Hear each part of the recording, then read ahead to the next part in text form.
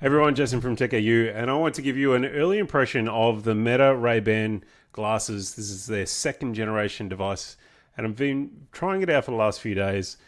I'm pretty impressed with what I'm seeing and hearing. And hearing is something we'll get to in a minute, but let's talk about the design to start off with. These look very similar to my normal glasses. So the early generation of smart glasses were big and clunky and just like really compromised. And so now these are much more practical, much more normal looking glasses. And day to day, they will go into a case like this to recharge. So we're just going to pop them in the case. The front of the glasses, just over the nose there's a little charge port connecting to that inside the case. But underneath these will sit on your bedside table and charge up via USB-C, along with your phone, your watch, your tablet, your earphones, and everything else. So, what are you seeing? You're seeing the white light there. So, this is a good privacy technique that they've added, that Meta have included.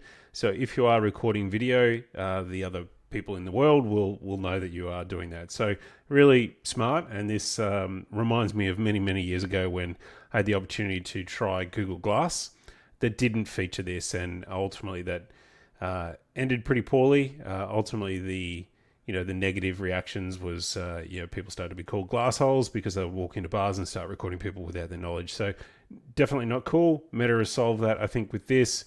One thing I will say is sort of just an observation is that people do respond differently when they're knowing they're recorded. So just keep that in mind, because part of what you try and do with the glasses like this is record the world as you see it.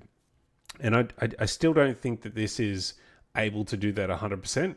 Because of that reason. Now, look, if I'm doing the other alternative, which is holding my phone up and recording that way, certainly people are going to respond differently as well. So there is that to consider. These are much more from your perspective. And so that's really helped me capture things like, driving in the car.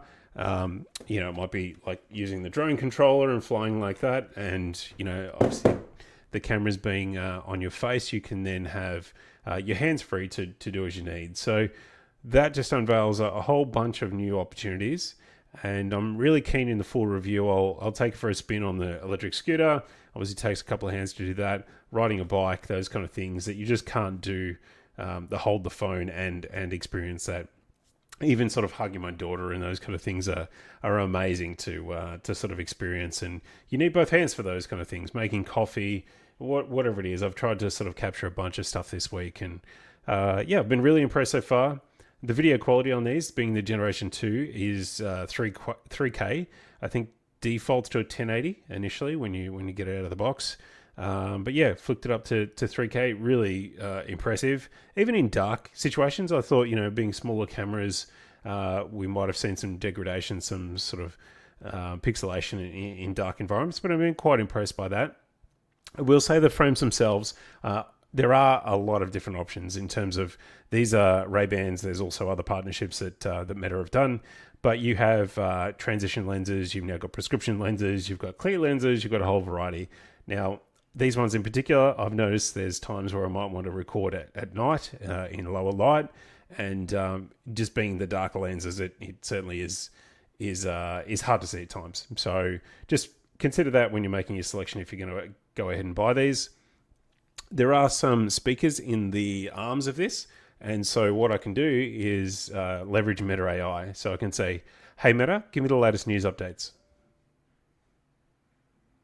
Here's the latest. A ceasefire between the U.S. and Iran is holding, easing concerns about oil shipping. The dollar is down, and European markets are rising. Hey Meta, stop.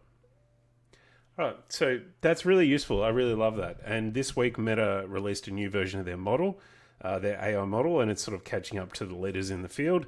And yeah, just kind of a happy coincidence that I got the glasses and that happened in the same week. And I've really appreciated that. I think it's sort of a neat experience as you pop on the glasses.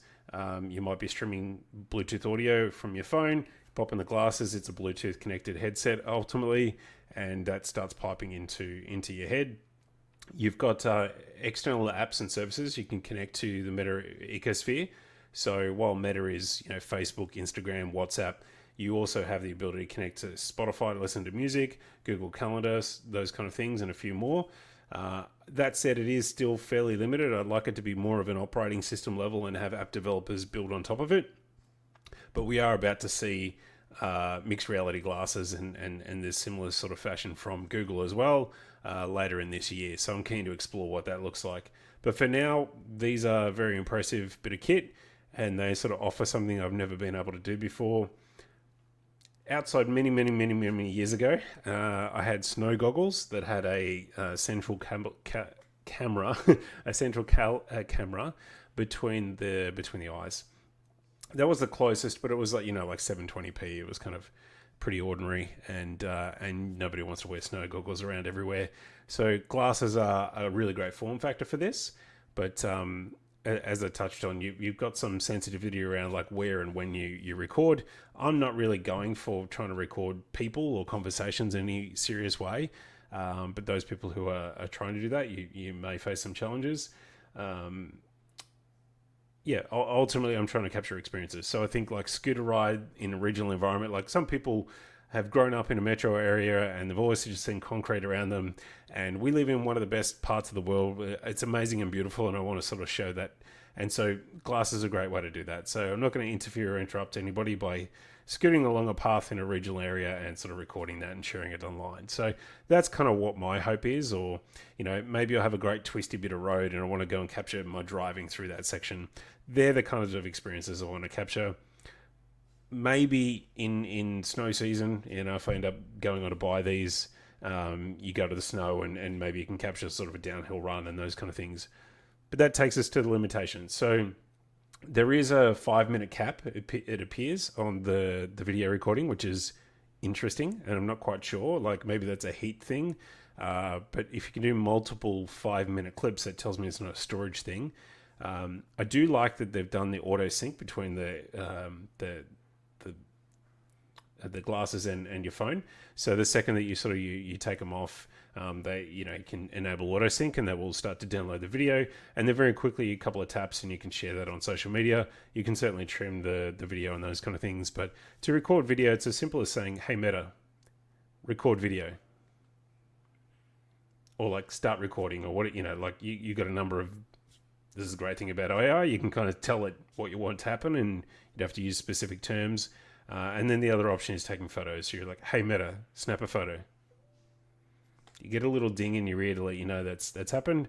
The other cool thing is the battery life thing. So you pop the head, the glasses on, and it will tell you what's the battery percentage and let you know if you need to charge. So all of those things, sort of early impressions of the Meta Ray-Ban Generation 2 glasses, are very impressive. Overall, they did a great job of shrinking the battery and the electronics inside the glasses to be, really a form factor that looks like my normal glasses. I'll end up having a comparison between the two, but these are so close to what I normally wear anyway. So they're certainly not heavy. I don't really feel there's any compromises that you need to make there to wear these things. So that's a really great asset to them. Having the ability to capture from the first person's perspective, it's not like, even with a phone, you sort of end up being away from where your normal vision is. And so just having it from your point of view, I really love that. I will say you do have to be a little focused on the fact that you're capturing this video to be watched by other people. And what I mean by that is when I'm driving, I've sort of come to realize watching the footage back that, you'll do a quick head check left to right before you take a corner. And that's a little jerky for people to watch. There's certainly a little bit of smoothing that happens, but it's not as good as like a GoPro smoothing. So it's well worth thinking through that as you capture stuff, that it's not just pop them on and do exactly what you would normally do. There is a half-second thought process around, hey, somebody else is going to watch this, so let's like move it a little slower around sort of moving your head around. And that just takes that jerkiness around away from that. Makes it easier and better for the end viewer. So with all that, I think the early impressions are very good, but I will do a full review, full write-up, and a video review, and you can expect to see that. But make sure you like and subscribe. If you enjoy this video, you'll be ready for the next one. Cheers, guys.